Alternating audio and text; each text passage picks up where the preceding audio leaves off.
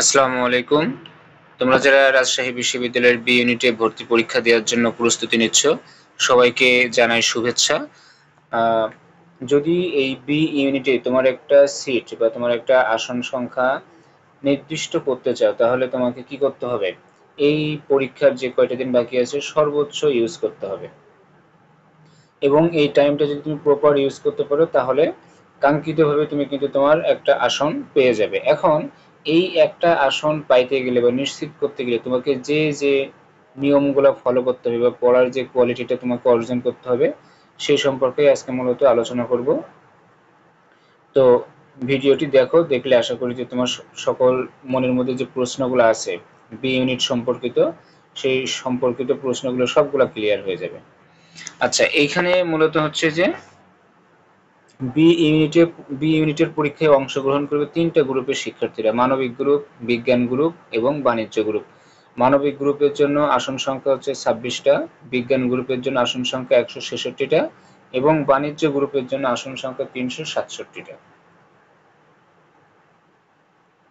এখন মানবিক গ্রুপ থেকে যদি একজন শিক্ষার্থী চান্স পাইতে চায়, তাহলে তার সিরিয়াল কমপক্ষে 100-র মধ্যে থাকতে হবে।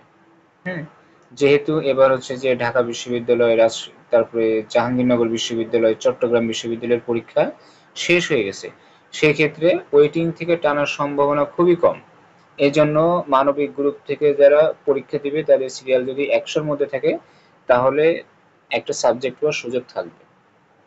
আচ্ছা, বিজ্ঞান গ্রুপে যেহেতু আসন সংখ্যা আছে মোট 166টা, এখানে যদি একটা সাবজেক্ট পাইতে হয়, তাহলে হচ্ছে যে তোমার সিরিয়ালটা কমপক্ষে 220-এর মধ্যে থাকতে হবে। হ্যাঁ, 220 বা সর্বোচ্চ 250, তাহলে একটা পসিবিলিটি থাকবে, এবং এর বেশি যদি হয়ে যায় তাহলে হওয়ার চান্সটা থাকবে না বললেই চলে।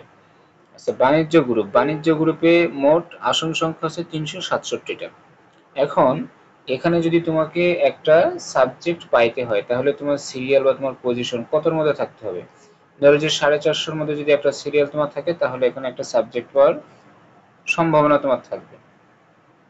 আচ্ছা, এর মধ্যে কোনো শিক্ষার্থী যদি মনে করে যে আমি ব্যবসায় প্রশাসন ইনস্টিটিউট অর্থাৎ আইবিএ তে ভর্তি হব, যদি ভর্তি হতে চায়, সেটা বাণিজ্য হোক অথবা অবাণিজ্য হোক, যে কোনো গ্রুপের শিক্ষার্থী হোক না কেন, তাকে ইংরেজিতে 25-এর মধ্যে ন্যূনতম 10 নম্বর পেতে হবে, ন্যূনতম 10। কিন্তু কোনো যদি দেখা যায় যে 2জন বা 3জন শিক্ষার্থী 10 নম্বরই পেয়েছে এবং তাদের পরীক্ষায় প্রাপ্ত নম্বরও সমান, তাহলে কে চান্স পাবে?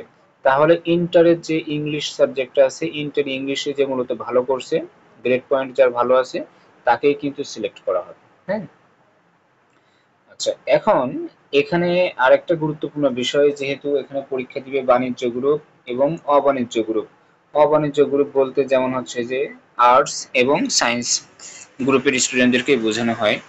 তো যারা বাণিজ্য গ্রুপ থেকে সরাসরি পরীক্ষা দিবে, তাদের জন্য যে মার্ক বন্টনটা আছে, এই মার্ক বন্টনটা তোমাকে একদম এ টু জেড মাথার মধ্যে ক্যাপচার করে রাখতে হবে। হ্যাঁ, তাহলে এটা যখন তোমার মাথার মধ্যে থাকবে, তোমার পরীক্ষাটা কিন্তু ভালো হবে। আচ্ছা, বাংলায় থাকবে মোট 10 মার্ক, তারপরে ইংরেজিতে 25 মার্কের কোশ্চেন থাকবে, ব্যবসায় সংগঠন ও ব্যবস্থাপনাতে 25 মার্কের কোশ্চেন থাকবে, হিসাব বিজ্ঞান থেকে থাকবে 25, এবং ফাইন্যান্স, ব্যাংকিং ও বীমা এটা থেকে থাকবে 25, মানে 15 মার্ক। তাহলে টোটাল হচ্ছে যে 100 মার্ক। এই 100 মার্কের মধ্যে যদি হচ্ছে যে কোনো শিক্ষার্থী দেখা যাচ্ছে যে 60% মার্ক তুলতে পারছে অথবা 65% মার্ক তুলতে পারছে, তাহলে কিন্তু ধরে নেওয়া যায় যে সে একটা ভালো পজিশন তৈরি করতে পারবে। আচ্ছা, এরপরে আসি অবাণিজ্য গ্রুপ। অবাণিজ্য গ্রুপটা হচ্ছে যে যেমন ওই যে মানবিক বিভাগ এবং সায়েন্স বিভাগ যেটা আছে, তাহলে এই দুইটা গ্রুপ থেকে যারা পরীক্ষা দিবে তাদের জন্য বাংলায় থাকবে 10 মার্ক, ইংরেজিতে থাকবে 25 এবং সাধারণ জ্ঞানে থাকবে 50। এই সাধারণ জ্ঞানগুলোকে আবার কয়েকটা পার্টে ভাগ করা হয়েছে, যেমন সাধারণ গণিত, অর্থনীতি, তারপরে অ্যাপটিটিউড টেস্ট, তারপরে বাংলাদেশ ও আন্তর্জাতিক বিষয়গুলি।